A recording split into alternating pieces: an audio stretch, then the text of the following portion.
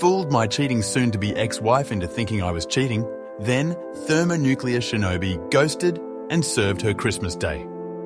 I hope you've got some time and a snack, because this one is going to be super long, as the events that she's liked me all the way back since we were teenagers, but never got the chance to tell me since Sue swooped in and scooped me up before she could. For context, I've known Nina longer than Sue by 2 years, as I mentioned. She's been the fourth point of my social square of myself, Oz and Joey. We were the social outcasts in high school, the raver kids who didn't fit into all of the other cliques back then. Nina had a weight problem and was diabetic. She was the heavy-set goth chick who was super cool, but no guy would ever give a second glance at, but we always had chemistry. These days, Nina is a personal trainer and yoga instructor. She was the ugly duckling who grew into one hell of a beautiful swan, if I must say.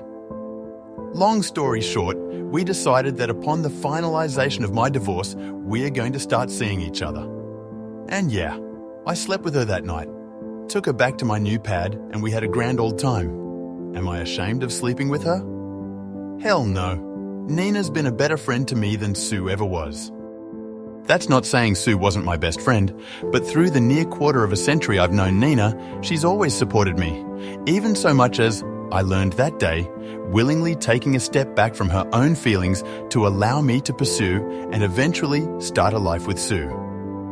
That resonated with me on a level I didn't think it would. That kind of selflessness towards another person is the definition of real love.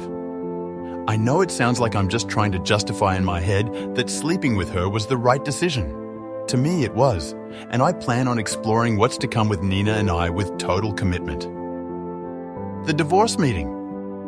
Okay, on to yesterday, the day I met my wife and her lawyer to discuss the divorce. It's now been 2 weeks since I ghosted my soon-to-be ex-wife. This past Monday, I got a phone call from my lawyer stating that Sue's attorney has scheduled a meeting for us to discuss the terms of divorce on January 6, 2021, which was yesterday. I met with him the Tuesday morning to discuss the terms I'm wanting. Long story short, uncontested divorce under the grounds of marital neglect from Sue. My terms are full division of assets and me selling my half of the house ownership to her. She can have it. We keep our respective vehicles. I keep my cabin in the Poconos, and under the pretenses of marital neglect, she gets no spousal support from me. As for 17, what I'll refer to my son as from here on, he's free to choose who he wants to reside with following the divorce, which will most likely be me. So Wednesday comes, and I show up to my lawyer's office dressed in my Johnny Cash best. My wife and her lawyer, she looks like shit, barely holding it together. I give the stone face. I won't bore you with the lawyer babble, but her lawyer presented an offer for terms of reconciliation. I shot them down almost as soon as she finished listing the details of the request. Like I said, I'll spare you the details of the meeting. Long story short, we agreed to a legal separation leading to an uncontested divorce. The only revision is that I will pay her $653 a month of temporary spousal support to cover the cost of utilities until she's gainfully employed again. Yep, she got fired. P got canned as well. Up to a year after the finalization, I make enough that it won't hurt me financially, even if she drags her feet finding a new job, and she's got enough in her savings to live off of for quite some time. Once a full calendar year has passed after the finalization date of the divorce has passed, she's on her own. Small price to pay for being rid of her cheating ass. It'll take roughly 3 months for things to go through, so early April, if there's no cock-ups, I'll be free of her. So after the meeting, my lawyer gives me some final words before telling me he'll be in touch to update me on the progress of the filing. Back out on the street, Sue chases me down and asks, "Can we talk?" I figured I'd give her at least that. She held it together fairly well in the meeting, but outside, let the waterworks flow, saying how sorry she was and how she never meant it to go as far as it did. She says she never expected to fall in love with P, but knew when she thought I was cheating how wrong it was to betray her own husband in such a way. She asked, could I ever find it in my heart to forgive her, and that maybe in a few years, could we try to start over? That she can't imagine what her life is going to be without me. I tell her to start imagining it soon because this will be the last time I ever speak to or see her. I tell her that 17 is almost a man and old enough to make his own choices as to his own future. I say that I gave her half of my life and every ounce of love I had unconditionally, and she, in her own words, fell in love with another man. That there is absolutely no chance of me ever forgiving her. That all of the love I had for her was slowly killed all of those months that she confided and professed her love to P rather than coming to me and telling me she had any form of issue with how things were going with us.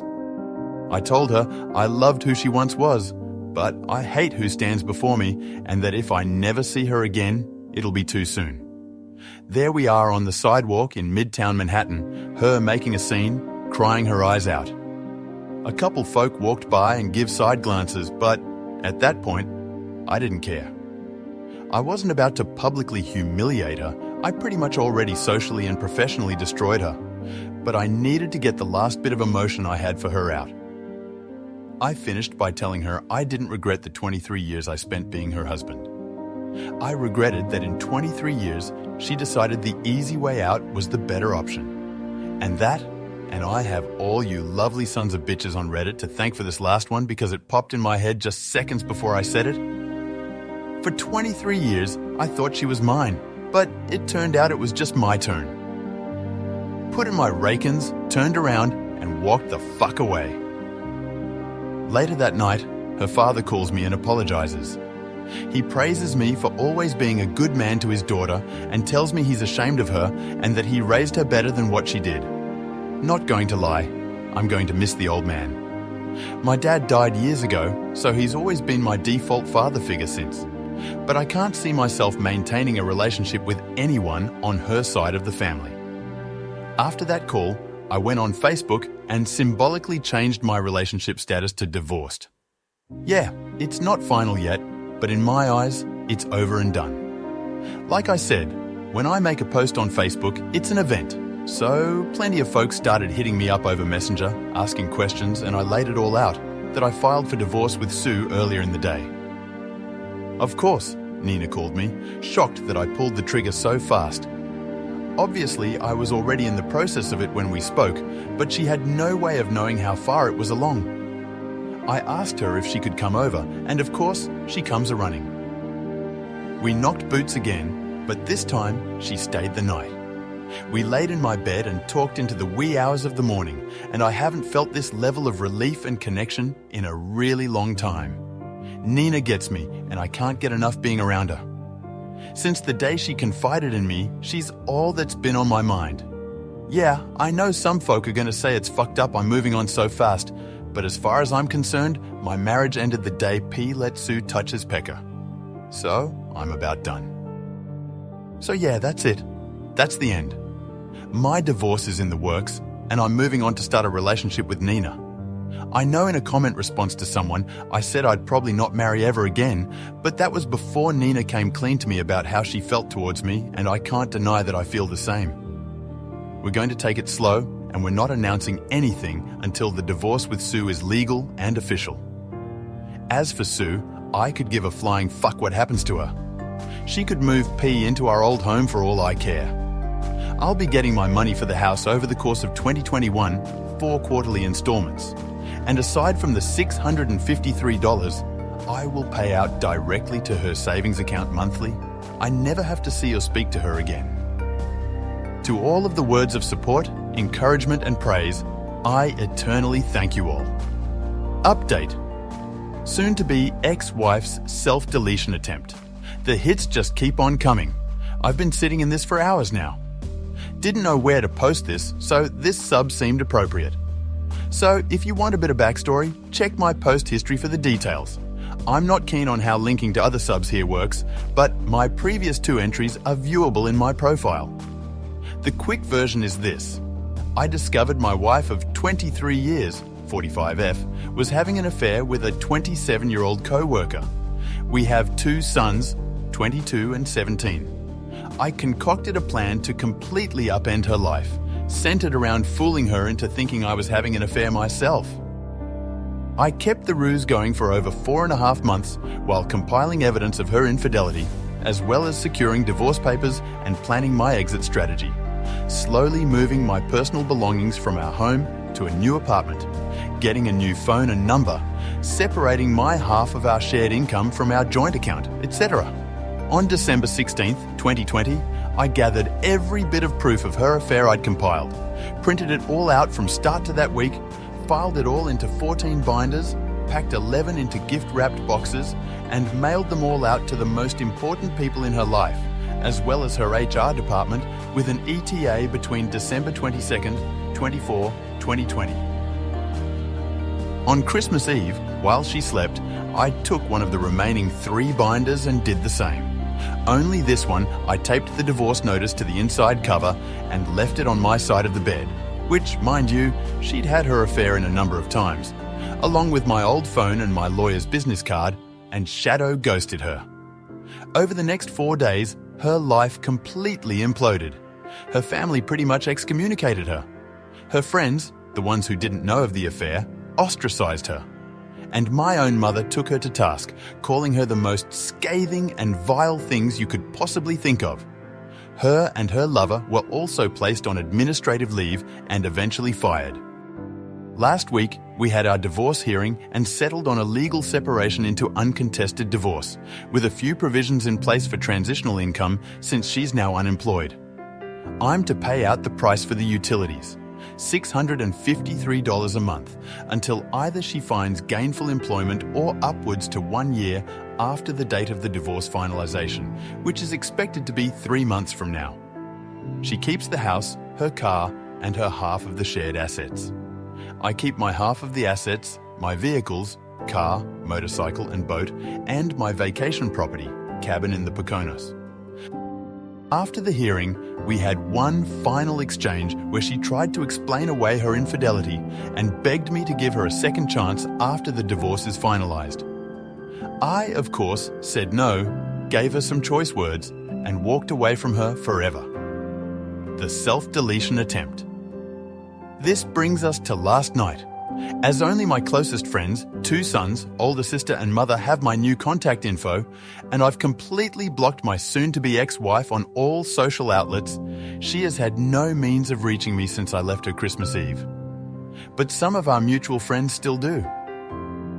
Last night, I'm hanging out in my apartment, and I get a voice call notification on Messenger from one of said friends, one of the few who hadn't abandoned her following me outing her affair. She didn't waste any time when I answered, and said she had went to check on Sue, the soon-to-be ex-wife, and found her passed out in the bedroom, foaming out of the mouth, with 2 bottles of empty pills next to her. She's in the ICU and critical but stable condition. The doctor said that she will likely pull through. She's clearly not going to be well after. She begged and pleaded for me to come. Her parents and 2 of her sisters were also there at the hospital. My guess is they were notified after the hospital attempted to notify me, but Sue would still have my old number as her emergency contact. I simply told her, no, Sue is not my problem anymore, and she clearly decided she wanted to take the easy way out rather than deal with the shame and agony of the 23-year marriage she blew up. I then told her friend that if Sue's family were there, they can help her sort out the pieces. But as far as Sue and I are concerned, there is no Sue and I anymore. I then ended the call. I've had a few hours to sleep on it, and my sons called me this morning, asking if I knew. I told them yes, but I also let both of them know that if they want to be there and supportive of their mother, I will not hold it against them or judge them for it. She is their mother after all. But I myself wash my hands of her and care little to nothing about what she does for or to herself anymore. They were both a little taken back by this, but respected my stance. However, now that the news has broken about her self-deletion attempt, many of those friends who dropped her are all starting to surface again and saying, I need to be there for her. That even despite what she did to me, I need to support her in her time of need. I've also been informed that her AP tried to visit her this morning but wasn't allowed because he's not family. I'm getting dogpiled on to go see her, but I feel nothing for this woman anymore. I haven't for a very long time.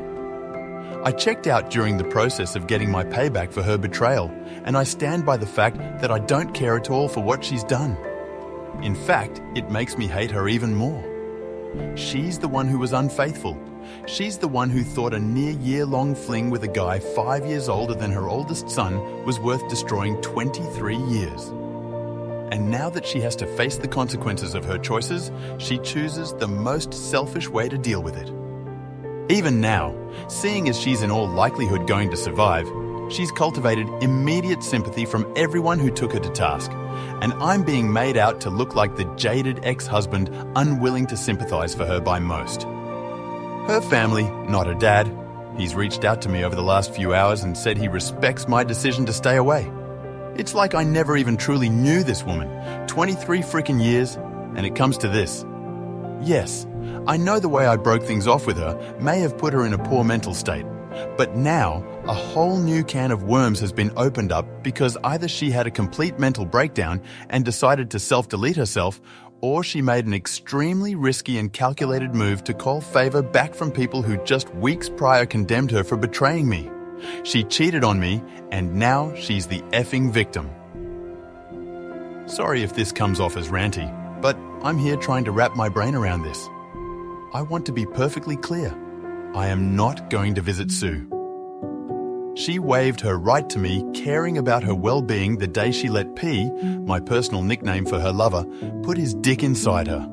This might come off as heartless because, despite the cool, calm, collected way I've been throughout this whole ordeal, my feelings are still very much raw. But I don't give a fuck about this woman. Haven't for a very long time. I'm aware I'm going to be vilified by a number of folk here. I don't much give a fuck. Think of me however you want. If you were in my shoes, you'd see her actions vastly different. Some of you folks are going to go look up my post history and see the story of what I did to her, and you're going to draw the conclusion that her self-deletion attempt was my fault. That me tormenting her for all of those months, fooling her into thinking I was cheating on her while she actively cheated on me, then destroying her socially and professionally as a result, was the catalyst for her meltdown. Maybe it was. Maybe I am a heartless sociopath. But, as Arthur Fleck so famously said, you get what you fucking deserve. I gave this woman half of my life and did absolutely everything to be the best possible husband she could ever have. By her own admission, I had no bearing in her decision to step outside of our marriage. She did it for her. Her selfishness knows no bounds, and I'm glad to be rid of her.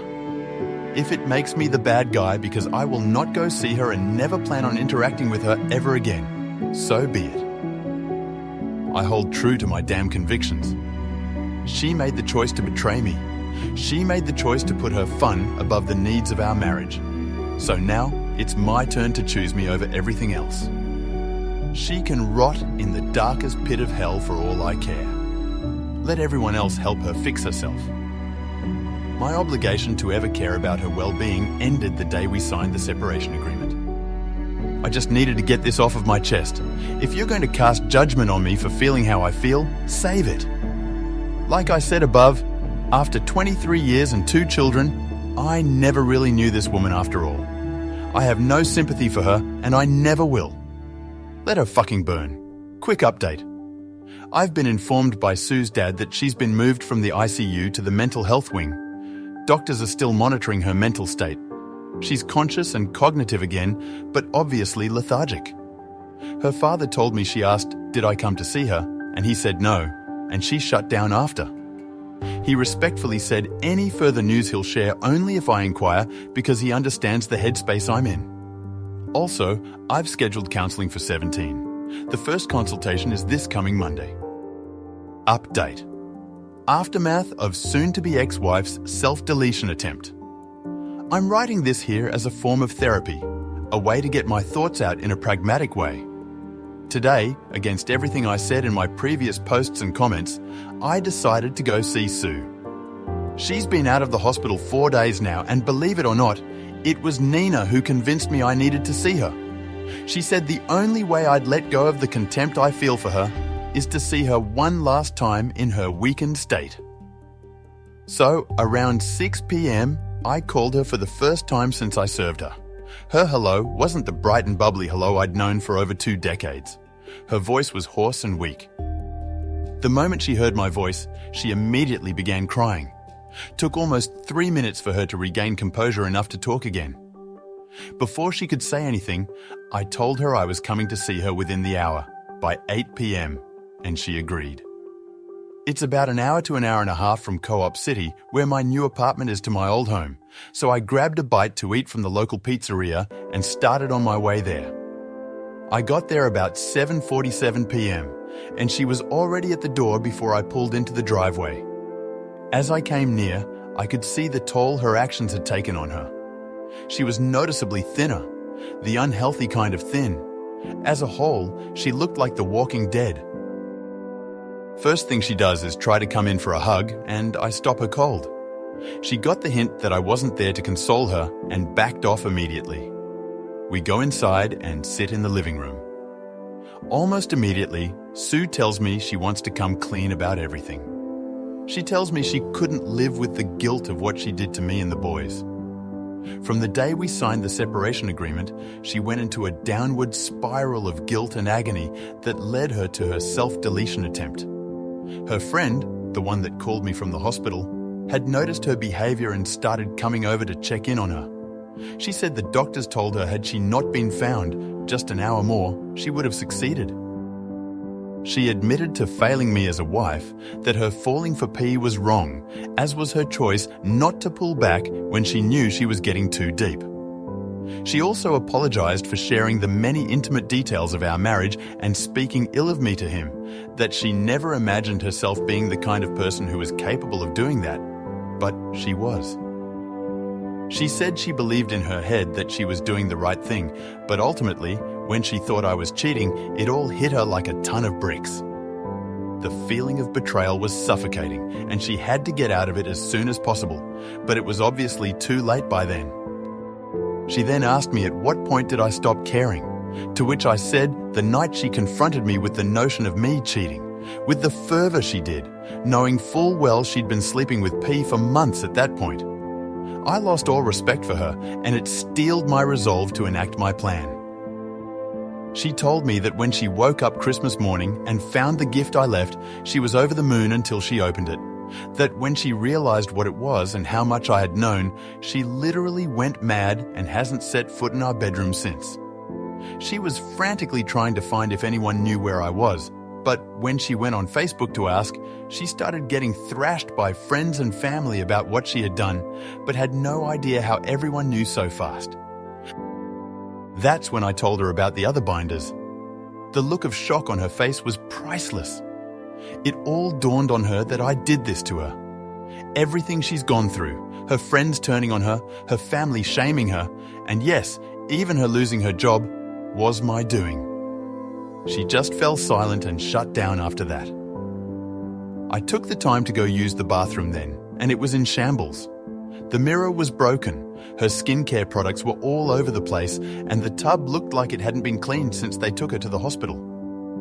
When I came back out to the living room, she has her face in her hands, weeping, and I can honestly say I felt nothing. No more anger, no more rage, and absolutely not a shred of pity. They say the opposite of love is indifference. Looking at her, that's all I felt. She looks up at me and says, "I fucked everything up. I ruined us, and I have no idea what to do. I can't do this by myself." I tell her she's got her family, her friend who found her, and our sons, but she doesn't have me. She never will ever again. I tell her I came to give her closure from the ordeal she just subjected herself to, but the moment I walk out that door, I'm never looking back. So the topic of P comes up not long after. She tells me he reached out to her 2 days ago. They talked for a couple hours, and it ended with her telling him he needs to move on with his life, find a younger woman, and forget she exists. The remainder of the convo was Sue apologizing for her betraying me and asking again, was this really the end? I look her dead in the eyes with no hesitation and say, yes. It's been over long before I served the divorce notice on Christmas. I felt it was my cue to depart. No words were said because what more could be said? I left her sitting on the couch, closed the door behind me, got in my car and drove home. It's 2:56 a.m. as I'm typing this. I needed to get this out while it's fresh in my head. This is it. The saga of Sue is done. 17 and I are both scheduled for counselling in the coming weeks. Nina and I are still going strong and sticking to the plan of keeping things under wraps until my divorce is final. I'm staying active and motivated and looking forward to a future with a woman I know will cherish and honour me because she's done so from the shadows for decades. It's time for me to focus on the life ahead of me, so this will probably be the last time I post for a while. Maybe I'll come back with an update when the divorce is official. To everyone who has sent me words of encouragement and well wishes, thank you. To all of those who praised me for my plan of revenge, I can honestly say I wish it never came to it. But if I had to go back and do it again, I wouldn't change a single thing I did, aside from maybe doing more to P than just getting him fired. And to the one guy who harassed me saying I deserved it because I graped my wife, you're effing delusional and get fucked, you tag nut. Hopping my green ass on out of here. Update. Where things are going. Anyway. It's been just over 2 months to the day I served my wife divorce papers and a month since my last update, which I said was likely going to be my final one. But a lot has gone down since that post, and seeing as coming back to this account and seeing hundreds of messages and responses still after my last post, I'll go ahead and let everyone know what's going on. But before all that, I sincerely have to say thank you again for all of the support and kindness that's been sent my way over my plight. I'm as thankful for all of the love I've gotten on Reddit as I am for the love I've gotten from my family. 17's progress. So first, I want to start with an aspect a lot of people have been concerned with. 17, my youngest son. Just days after my last post, he began individual counselling. I went with him his first 2 sessions, and he's gone by himself for everyone since. He goes 2 times a week, and it has drastically helped. For the most part, he's doing fine, but I can say that his trust in relationships has been completely shattered. The lasting effects of his own experience with infidelity, coupled with dealing with his mother's actions of cheating and her attempted self-deletion, has left a pretty big scar that I think may take decades to heal. I come to find out his experience was even worse than he'd let on. He actually caught his ex-girlfriend making out with a guy he thought was a friend, but it turned out was only getting buddy-buddy with him to get to her. He never told me this aspect of his breakup. My heart breaks for my son to have had to experience this at such a pivotal point of his formative years. You do all you can to protect your children, but then life goes ahead and says no. He's decided he's going to stick to individual counselling for the long term, and I've told him if ever he needs to talk to me about anything, nothing is out of bounds. My therapy. Next up, there's my individual counselling. It's safe to say, if you've read the bulk of my entries, I have a bit of an anger problem, which is strange because I've always been a reserved, controlled kind of man. But this whole experience evidently woke a sleeping dragon in me that's a pure fire breather. I've talked about everything with my therapist, and when I say everything, I mean everything. When I explained to him the extent of what I did to my ex, he was both impressed and appalled. Not the reaction I was expecting. Apparently, I display sociopathic tendencies when provoked, which doesn't surprise me at all, given everything I did. My sessions are not so much dramatic, they're more so organisational, unpacking all of the things going on in my head regarding the implosion of my marriage and trying to find balance. Nina's support. Now for the elephant in the room, Nina. I have no idea where I'd be without this woman. Never did I ever expect to have such a caring, empathetic, nurturing woman by my side to carry me through all of this. We are still very much going strong and try as we have to keep our ongoing relationship under wraps. It's pretty much out of the bag within our group. She just gets me. She always has since we were teens, and since she knows the pain of having the person you've invested your life into being with cheat on you as well. She does all she can to help me cope with my feelings. We split time between staying at her place and my own. The discussion has come up about moving in with each other, but her 5-year-old puts a kibosh on that idea. My place isn't big enough for 3 people, and I'm locked into my lease until 2022, So for now, we'll keep splitting time. Between when her daughter is away with her father, Nina's at my place. When she has her daughter, I'm at hers. Speaking of her daughter, I absolutely adore her, and she's taken a shining to me. I wish I could find the words to truly put into perspective how important Nina has been to me through all of this. If you haven't taken the time to read my previous entries, Nina has secretly been in love with me since we were sophomores in high school. But she was an ugly duckling back then who thought she had no chance with me. She actively sat by and watched me chase after, date, and marry my soon-to-be ex-wife Sue, knowing how she felt. Well over 25 years, she held this secret until a week after I had my divorce hearing, where we met for food and she laid everything on the table. I consider myself lucky to have her in my life. We constantly talk about what the future holds between us. As we've both been burned by marriage, we're definitely not going that route, but we have discussed a civil union. We'll probably wait a little while before going that route, but it's pretty much decided between the two of us that we are it for each other. No contact with Sue. Last but not least, the soon-to-be ex-wife Sue. What I have to tell everyone about here is that, well, there's nothing to tell you. After the final time I spoke to her after her attempted self-deletion, I've gone 100% no contact with her. I have no idea how or what she's doing, and I don't care to ever know. As far as I'm concerned, she's dead to me. That's really about it for the most part. Life goes on. It's March 2nd as of me typing this, so there's just one more month to go regarding the filing going through. By this time next month, I'll be a free man officially, and I'm counting down the days I can finally and truly begin the next chapter of my life. Edit to clear something up. I made a mistake with my statement about being clinically diagnosed as a sociopath. I assumed because my therapist said I display sociopathic tendencies when provoked that it was a clinical diagnosis. It wasn't. It was just his professional observation. Also, my oldest son, 22, has no true intent to do harm to P. He said what he said out of anger. Yupdate. The end and farewell. On April 13th, just 1 month ago, Sue officially became my ex-wife.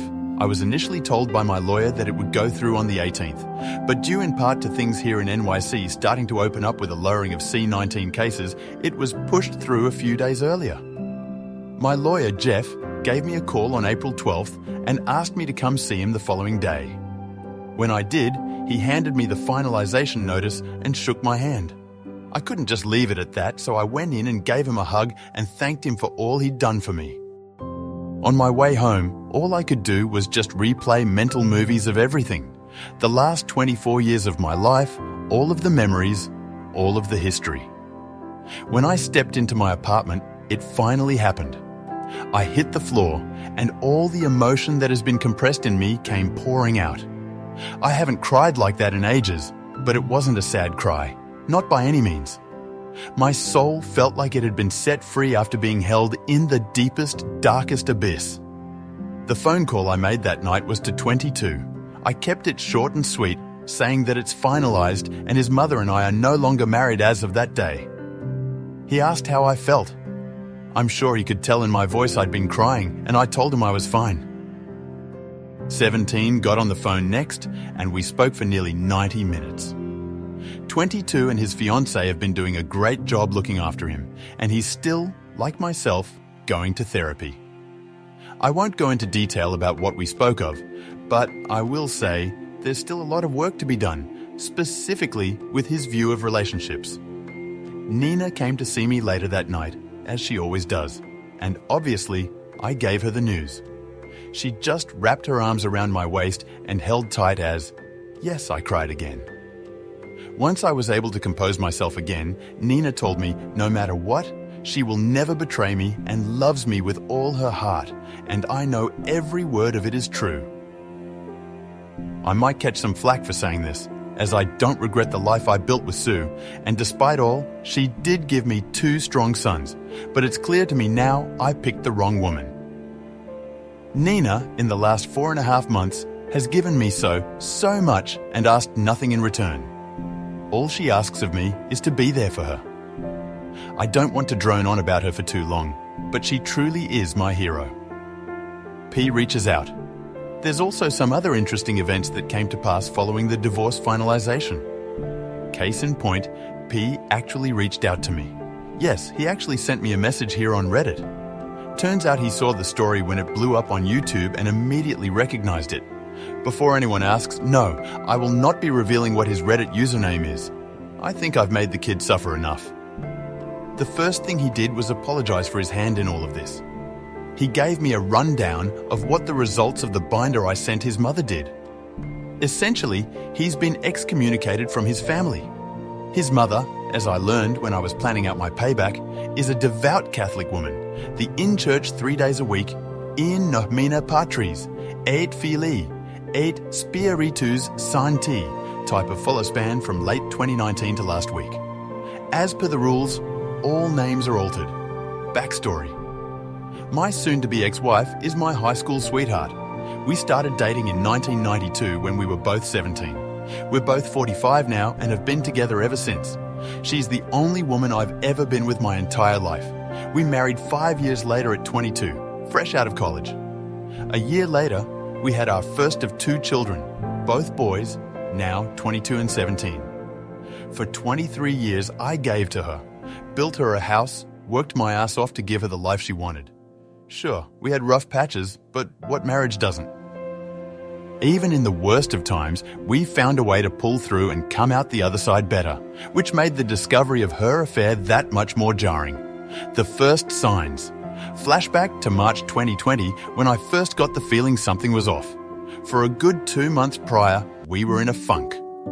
I was on the mend from reconstructive knee surgery, blew out my ACL fall 2019, but still lacking in movement. At the time, I only had about 55% range of motion on my knee. This took a toll on quite a lot in the house. I was out on workers' comp as I had been injured on the job and I was unable to do my usual household duties, so a lot got backed up. My sons would do what they could, but tasks only I was capable of doing had to be put on the back burner, or my wife had to do them, which she wasn't pleased with. Things also crawled to a standstill in the bedroom between us. It had already slowed down prior to my injury, but in the state I was in at the time, it completely stopped. During these months, she, we'll call her Sue, was spending more time hanging with co-workers after work. Between November 2019 to March 2020, it was a regular occurrence for her. Naturally, I thought nothing of it. I've never in the 23 years I've been with her had any reason to worry or not trust her. She has her friends, I have mine, and we have mutual ones. I'd go hang out with my friends all the time and there was no issue. It was all above board. It was around January of this year that I noticed something odd. Sue started getting noticeably distant with me. Sure, we were in a funk, but she'd never deny me affection to that point. The usual hugs and kisses she'd give me came to a halt.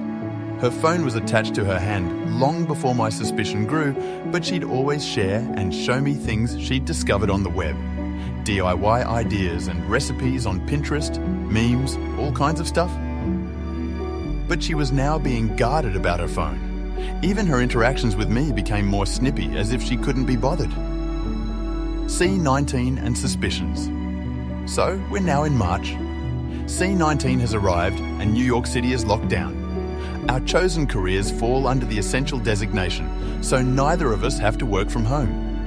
I'd just been recently cleared to return to work after 5 months on the shelf, and I was eager to get back after it, as 5 months on my ass rehabbing my knee and not being able to do physical stuff drove me nuts. For context, I enjoy physical activities. I'm an avid martial artist, and I'm typically in the gym 4 days a week on top of all of the home projects I did. Within a week or two of the lockdown, my soon-to-be ex-wife alerts me that she's going to have to start putting in extra hours again. I think nothing of this because of her field. Of course, I was under the assumption it'd be every other day, but no, it was every day and not just an hour or two. She'd come home 3 or more hours later and go straight to the shower, spend a little time with me, a little time with our 17-year-old, our 22-year-old lives with his girlfriend across town, and then go to bed. As I'm able to support myself on my knee better, we started getting intimate again. But, as you'd probably guess, she wasn't mentally or emotionally present for it, which I noticed quickly. The investigation begins. By early April, the picture started getting clearer to me. All of the signs were pointing to the idea that she was having an affair. That's when I decided I needed to find answers. So I scoured the internet on things I should be looking for, signs of infidelity in one's partner, and sure enough, she was pretty much ticking all of the boxes on such behavior. So then, my search inquiry advanced to, how do I find proof? I started with her social media, looking at her Facebook entries from months prior. It's pretty much the usual pics of us and our sons, pics with her and her friends, and more than a few pics of her nights out with co-workers. In these pics, it's a mixed bag of her closest friends from work and a couple folk I've never met from her work. But I see one recurring thing in a number of these pics. One guy. In every picture he's in, he's rather uncomfortably close to her. His arm is around her shoulder or his hand on her lower back. Way too close for a guy I've never personally met. Needless to say, that put a sour taste in my mouth. But that wasn't the worst of it. The worst was the fact that apparently this dude is a friend of hers on Facebook and follows her on Instagram. So I go to look up his Facebook account and wouldn't you know it, I'm blocked. Why the hell am I blocked from seeing this guy's Facebook account, but he's friends with her on Facebook? Yep, now I'm in Batman detective mode. At that point, I wasn't even trying to deny it. I knew she was cheating on me with this guy. My mission was to find out for how long, and over the course of April and May, that's what I did. You know, I never had any clue the depth of info you could secure from phone, text, and email records until then. We have a family plan cell phone package, and I was able to pull up quite a bit of data. My soon-to-be ex-wife's data history was telling. The two most frequent numbers she had interacted with from October 2019 to April 2020 was my own and a number I'd never seen before. Take a wild guess whose number it was. A quick check on Google, and I confirmed it was the dude from the photos who blocked me on Facebook. We'll call him P, because that's what he is. Again, the picture becomes even clearer at this point, but a lot of their messages and texts were disjointed, which meant she was deleting a lot of them. I knew she was cheating on me with this guy, but nothing in the data could serve as a smoking gun. I needed more evidence. D-Day and the plan. It's at this point that I tell my best friend Oz what I had found. He asked me if I confronted her with what I had, and I said no, because I felt like it wasn't enough. That's when he told me about an app that I could download to apparently spy on her communications in real time. I won't say the name, as I don't know the rules on that here. I got it installed, synced up my data plan, and waited. Within days of doing so, I finally saw it. A text string between the two of them talking about how much fun they'd had the previous night and making plans to do it again that weekend. Boom. Gut punch. To say I was completely devastated was an understatement. I guess that moment counts as my D-Day, and for the next 2 days after, I was just broken. I actively distanced myself from her those 2 days immediately after D-Day, which she was noticeably shaken by. She'd try to console me and ask me what was wrong, but I'd brush it off and leave her presence. I couldn't even look at her. This woman who I gave 23 years of my life to, who I've given everything I could and more to as a husband. And she stepped outside of our marriage for a guy just 5 years older than our eldest son. By the third day, I wasn't even sad anymore. I was pissed. I contacted Oz to let him know my suspicion was confirmed, and he asked me, had I confronted her yet? My answer was no, and I told him I wanted payback. I didn't want to just divorce her, I wanted to destroy her. I wanted to leave her life in shambles and effing ruin her. It was going to take time to do so, and I devised a plan. In my readings and research on infidelity, I had saw a quote that resonated with me that went, "The enemy of infidelity is unpredictability," or something to that ilk. That was going to be the basis of my plan. I was going to make her life hell on wheels while also secretly planning my exit strategy. Gathering evidence. So we're now in early June, and I've still got the app installed. Pretty much every night, I'm gathering as much data as I can, seeing their back and forth messages. They're talking like it's a full-blown relationship they're in. Sexting, lovey-dovey romantic stuff, nudes, the whole effing bag. At that point, I had stopped looking at any of it. I was just collecting info and cataloguing on my private FTP server. Meanwhile, I start doing things out of the ordinary. I start going out at odd times. I start coming home even later than she does. In her presence, I'm on my phone a lot more than usual, and when she asks, "What are you up to?" I just simply say, "Just stuff," and put my phone away. I'd also changed my login info on everything so she couldn't access any of my stuff. Mind you, for our entire marriage, we'd never hid anything from each other, but right around, I'm assuming, the start of her affair, she changed her password on Facebook as well as on her phone, stating she had to because of the security breaches in recent months. Yeah, really nice cover for hiding your affair from your husband. Anyway, I clued Oz in on my plan, as well as telling my older and only sister and 2 more of my closest friends what was going on. These are people I trust with my life, and I swore them to secrecy. For context, Oz and I have been friends since we were kids. The other of our friends, Joey and Nina, we've known since high school. Make note of Nina. She comes into play down the road. Making her sweat. July comes, and my soon-to-be ex-wife is in full paranoia mode. She's texting and calling me a lot more frequently now, asking me if I'm going to be home when she gets home, when am I coming home while she is and I'm not, asking me what am I up to. The works. I can see the seed planted in her head the month prior is starting to sprout. Especially in her communication with P, she's confiding in him her doubt and confusion, telling him that I'm getting cold and distant. The effing nerve of this woman. In the interim of these interactions with P, she suggests that maybe they should stop meeting up at our house because she has no idea if I'd just show up, confirming that yes, she's had this jerk in my home. Thanks, Sue.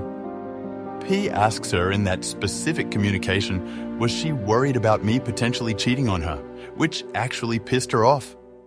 I can't even begin to describe the level of joy and how many laughs I got out of reading that exchange. My cheating wife arguing with her affair partner over if she's mad, her husband could be cheating on her. Oh, the effing irony. Now bear in mind, I'm not hooking up with anyone. When I leave, I'm usually at Oz's or Joey's, throwing back some booze, watching fights, and spending time with my brothers, or at my big sis house hanging with her and my BL, who's like an older brother to me. My sis is 52 and her hubby is 58. She had told him about my soon-to-be ex-wife's infidelity, but not of my plan. Couldn't risk it as he's a bit of a blabbermouth. The confrontation dot.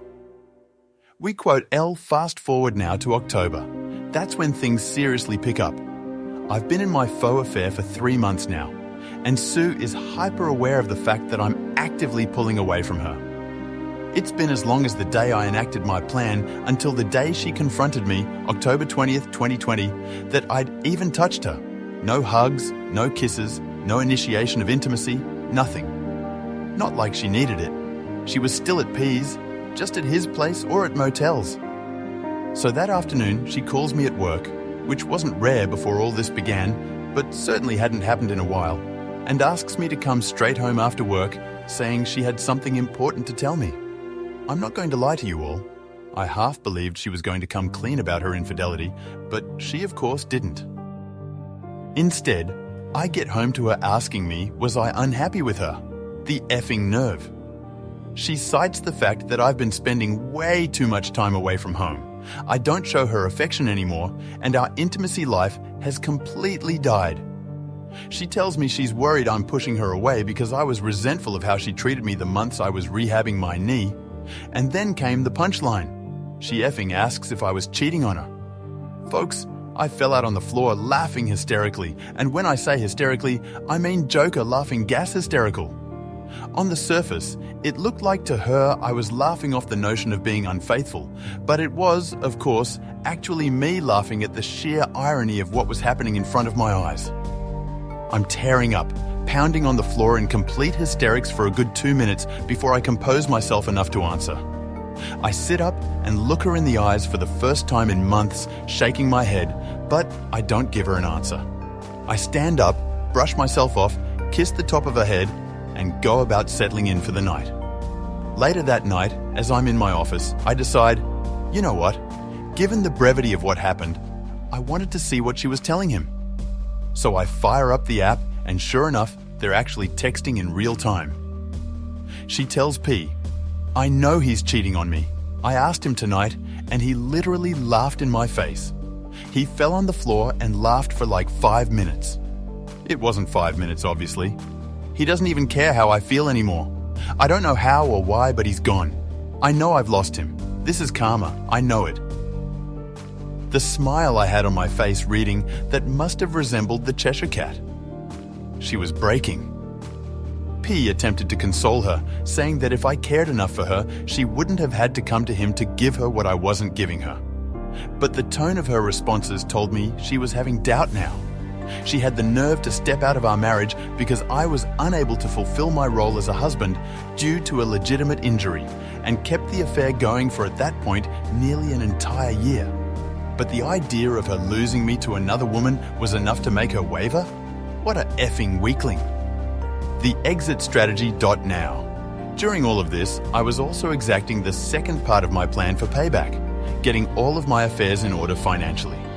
In September, I had met with a family attorney to get the ball rolling on divorce papers.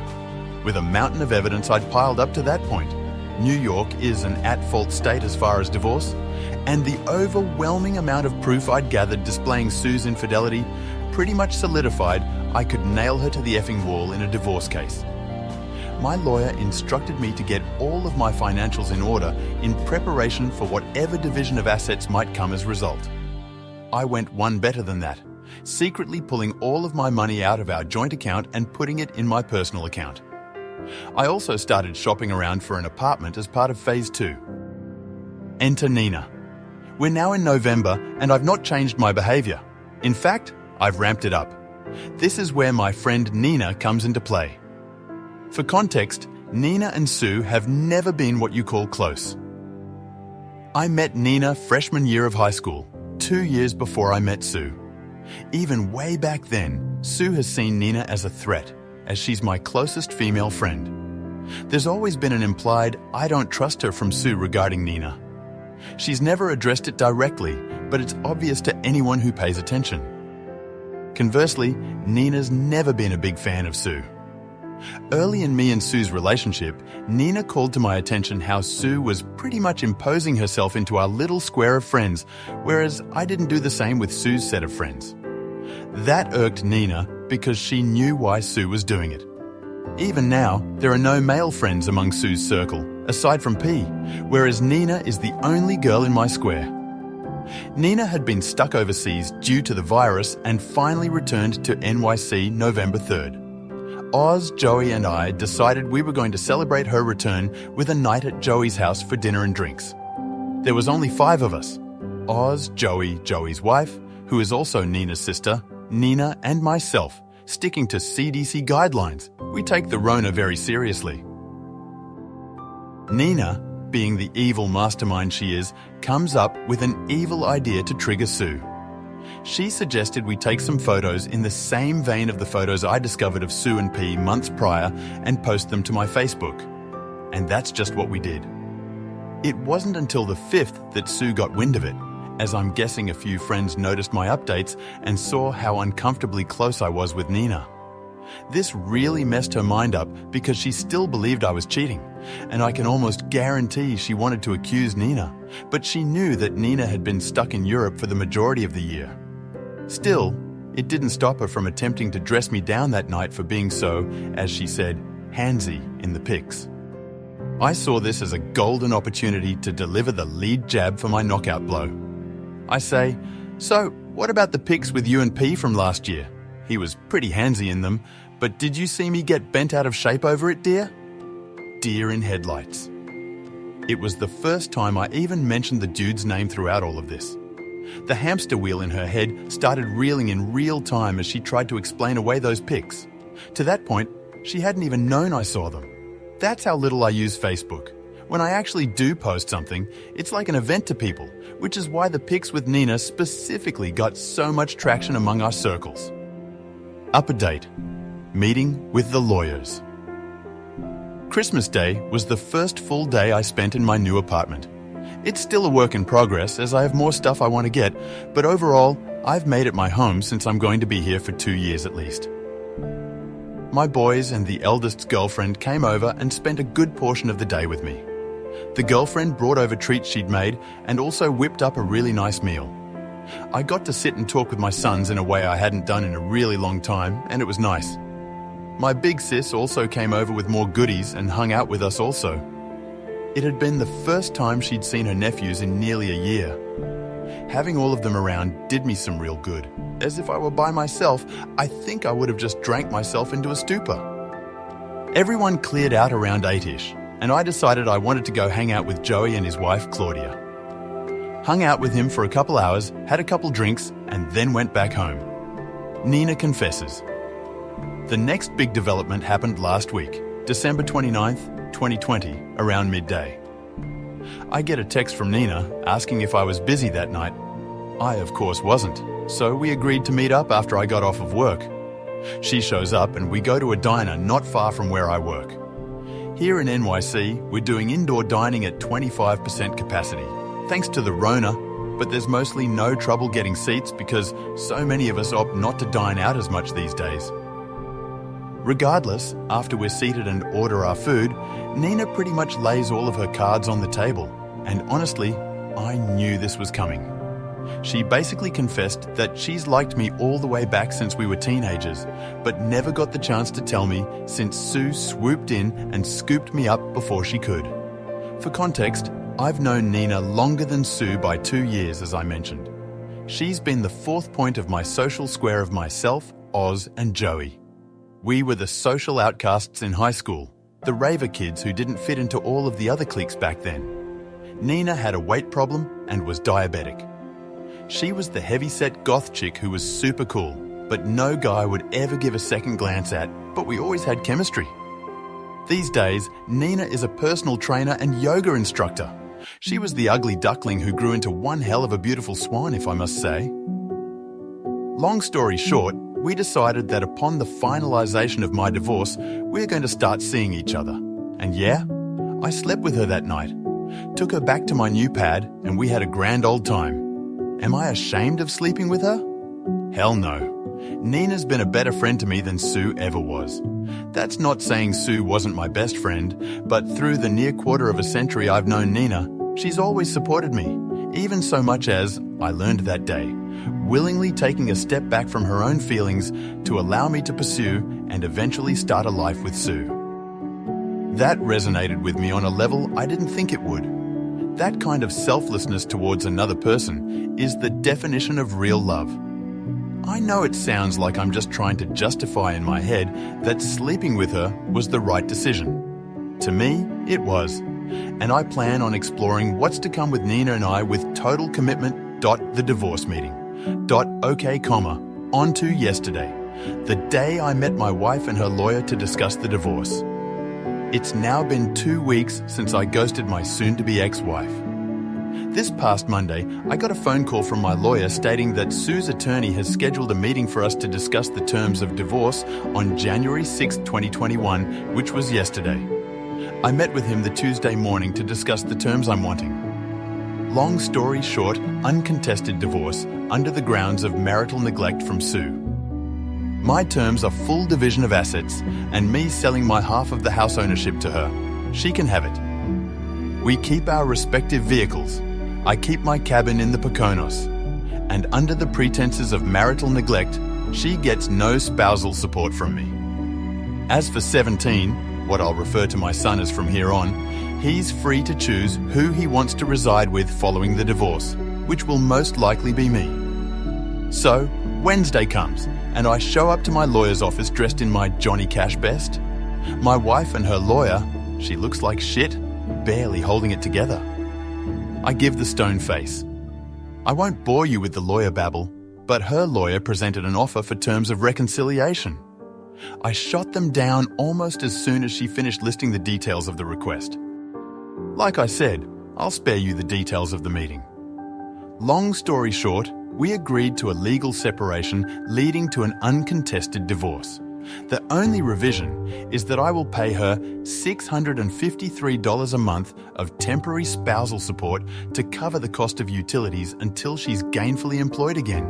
Yep, she got fired. P got canned as well. Up to a year after the finalisation, I make enough that it won't hurt me financially, even if she drags her feet finding a new job, and she's got enough in her savings to live off of for quite some time. Once a full calendar year has passed after the finalisation date of the divorce has passed, she's on her own. Small price to pay for being rid of her cheating ass. It'll take roughly 3 months for things to go through, so early April, if there's no cock-ups, I'll be free of her. Brother, that was the most satisfying revenge story I've ever read. The patience you had gathering evidence for months is superhuman. I would have lost it after the first text message. The binders were genius. No room to deny anything with that level of documentation.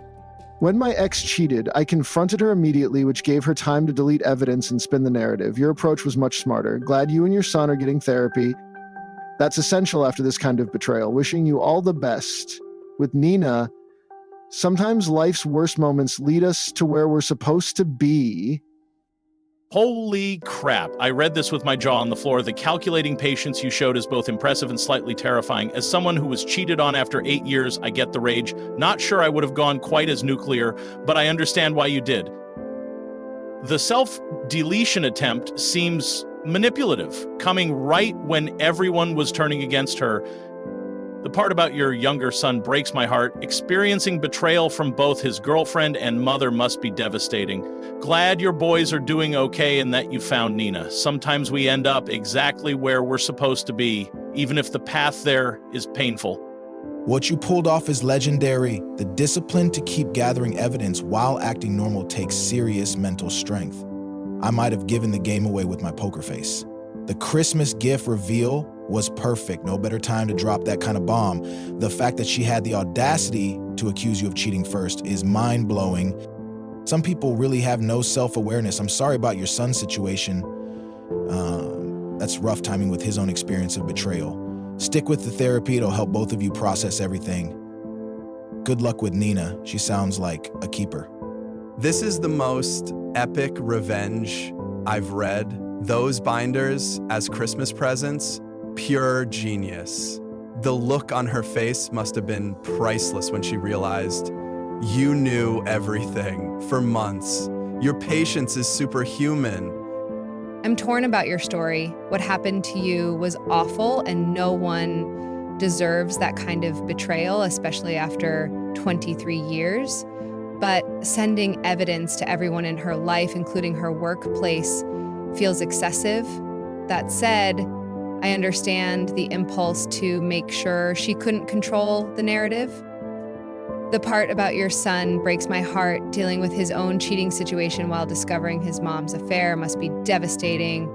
I'm glad you're getting him therapy. Nina sounds wonderful, and it's sweet she's held feelings for you all these years. I hope you both find happiness after all this pain. Your story is a masterclass in how to handle infidelity. Most guys confront immediately with minimal evidence, which never works out. Your evidence collection was brilliant. No room for denial with 14 binders of documentation. I'm especially impressed with how you're handling things with your sons, making sure they know they can still have a relationship with their mother. That shows real maturity despite everything. The situation with your younger son must be tough. Experiencing betrayal from girlfriend and mother in the same year. Keep up with the therapy. It makes a huge difference after a trauma like this. The Christmas reveal was next-level genius. I bet her face was priceless when she found that binder and realized you'd known for months. Getting her and lover boy fired was perfect karma too. These cheaters never consider the full consequences of their actions. Your younger son's situation breaks my heart though. Getting cheated on himself and then discovering his mom's betrayal. That's a rough introduction to adult relationships. Glad you're getting him therapy, that's exactly what he needs. Nina sounds amazing, by the way. After what you've been through, you deserve someone who truly values loyalty. I admire your self-control through this whole ordeal. When I caught my ex cheating, I went ballistic immediately, which gave him time to delete evidence and spin the story to our friends. Your methodical approach was much more effective. The fact that you're focusing on therapy for both yourself and your son shows real maturity. I worry about your son developing trust issues after experiencing betrayal from both his girlfriend and his mother. Make sure the therapist addresses that specifically. The situation with Nina is interesting. Sometimes life's worst moments lead us to where we were supposed to be all along. Your story is both heartbreaking and satisfying. After 23 years, to throw it all away for someone barely older than your son? Shameful. I'm glad you found Nina, though. Your revenge was perfectly executed from start to finish. The discipline to play the long game is something few people have. Most of us would have confronted immediately out of pure emotion. I'm glad your kids are standing by you and that you're getting them help processing this. The impact on your younger son must be significant, especially with his own recent experience with infidelity. Nina sounds like the silver lining in all this darkness. A woman who waited decades for you is definitely going to appreciate what she has. Sometimes the universe has strange ways of bringing us to the right person. Your lawyer must have been impressed with your evidence collection. Most people come in with suspicions and maybe a few texts. You showed up with 14 binders of meticulously organized proof, spanning nearly a year. That's dedication on another level. Not surprised she got destroyed in the settlement. The irony of her accusing you of cheating first is just perfect. Some people really have no self-awareness whatsoever. I'm sorry about what your son is going through.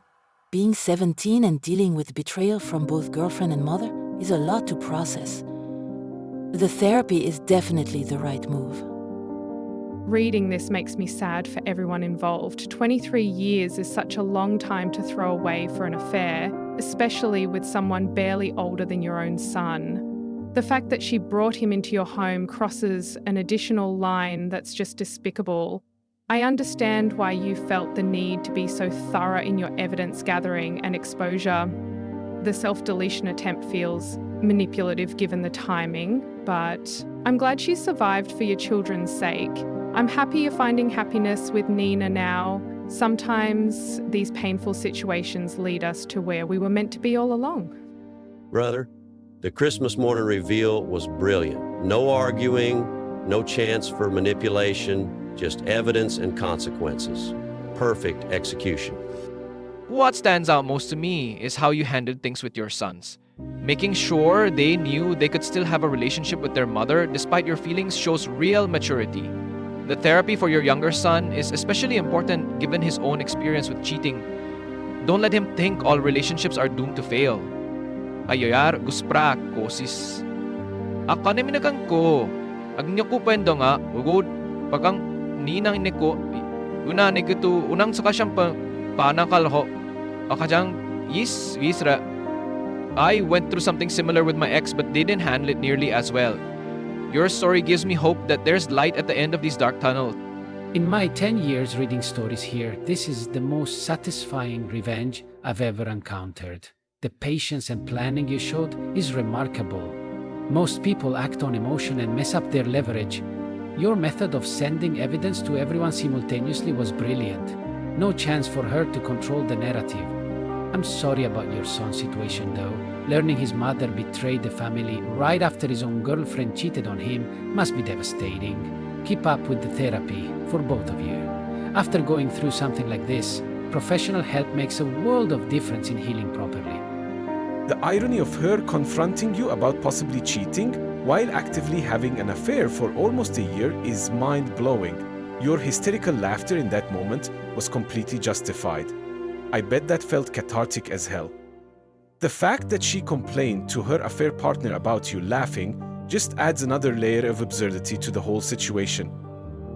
These cheaters really do live in their own delusional world. I'm really sorry about what your son is going through. That's a rough lesson to learn at 17. Nina sounds amazing though. After all this darkness, you deserve someone who truly values loyalty and honesty. Your evidence gathering was next level. Most people just catch a few texts or maybe see some suspicious behavior. You documented every interaction for months, which ensured she couldn't deny anything or minimize what happened. That kind of thorough preparation is why you came out on top in the divorce proceedings. The timing of your exit was perfect too. Christmas morning for maximum impact. I'm sorry about what your younger son is going through. It's a lot for a teenager to process. Stick with the therapy. It will help both of you move forward. Nina sounds like an amazing woman with incredible patience. You handle this like a true strategist.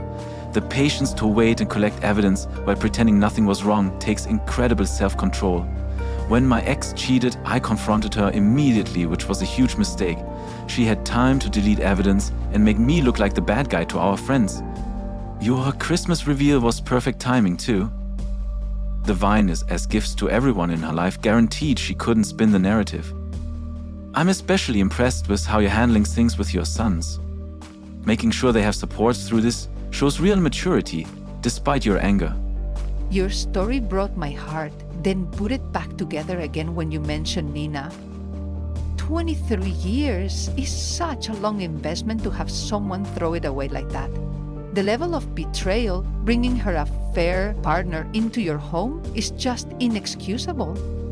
I'm not usually one to approve of such nuclear revenge, but in this case, she truly earned every bit of it. The part about your younger son dealing with his own cheating experience while learning about his mother's affair makes my heart ache. That's so much for a teenager to process. Keep up with the therapy. It's the best thing for both of you right now. Dude, those binders to everyone in her life simultaneously? Nuclear. No chance for her to spin the narrative or get ahead of the story. Strategic genius. The most satisfying part of your story was when she had the audacity to ask if you were cheating after almost a year of her own affair. The projection is unbelievable with cheaters. Your patience gathering evidence was impressive. Most guys would have confronted immediately, which never works out well. I'm sorry about your younger son's situation. That's a brutal introduction to adult relationships. Experiencing betrayal from both girlfriend and mother in the same year. Make sure he knows not all relationships are doomed to fail. Nina sounds like the silver lining in all this. Sometimes it takes these terrible situations to bring us to the right person. When she accused you of cheating while actively having an affair herself, that showed her true character. Your hysterical laughter was the perfect response. The shock on her face must have been priceless. I'm impressed with how thoroughly you documented everything. Most people collect barely enough evidence before confronting. Your approach ensured she couldn't deny or minimize anything. I feel terrible for your younger son, though. Experiencing betrayal from both his girlfriend and mother in the same year is brutal. That could seriously impact his ability to trust in relationships. The therapy is definitely the right move. You're honestly my hero for how you handle this. The discipline to keep quiet for months while building your case is something most of us don't have. When my wife cheated, I confronted her immediately with minimal evidence, and she managed to make me look crazy to our friends. Your evidence compilation was genius. No room for denial or minimizing with that much documentation. I'm glad your sons are standing by you and that you're getting therapy for your younger one. That's a lot for a 17-year-old to process. Nina sounds amazing, by the way. Sometimes life's worst moments lead us to where we're supposed to be all along. Your story is both devastating and strangely uplifting. The betrayal after 23 years of marriage is heartbreaking, but the way you handled it was masterful. The patience to gather evidence for months while planning your exit strategy is something few people could manage. I'm especially impressed with how you're handling things with your sons. Making sure they know they can still have a relationship with their mother shows real maturity. The younger one's situation is particularly tough. Experiencing betrayal from both girlfriend and mother could seriously impact his view of relationships. The therapy is absolutely the right move for both of you.